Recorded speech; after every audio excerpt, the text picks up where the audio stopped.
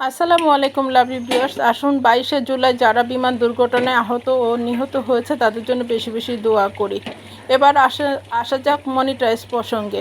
যারা সোনার হরিণ মনিটাইজ পেয়েছেন ইউটিউবে অথবা ফেসবুকে, তারা বেশি বেশি করে ভিডিও আপলোড করবেন, রিলস ভিডিও করবেন, পোস্ট করবেন এবং সবাইকে লাইক কমেন্ট ফলো দিবেন।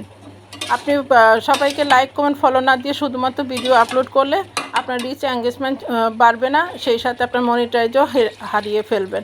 এবার আসা যাক চিকেন রান্না প্রসঙ্গে।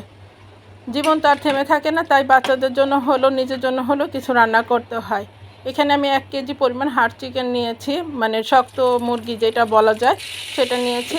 পরিমাণ মতো মশলা দিয়ে আদা রসুন গরম মশলা পেঁয়াজ বাটা তেজপাতা জিরা ধনিয়া এলাচি দারচিনি সব দিয়ে অল্প তেলে ভালো করে কষিয়ে নিয়েছি। মশলা যত কষানো হবে রান্না তত মজা হবে, এটাই হওয়া উচিত।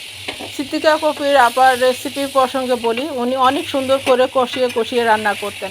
আমরা সময়ের অভাবে কষায় রান্না করি না, এই জন্য মজা হয় না। বেশি করে কষায় রান্না করলে যে কোনো রান্নাই মজা। ধন্যবাদ সবাইকে ভিডিওটি দেখার জন্য।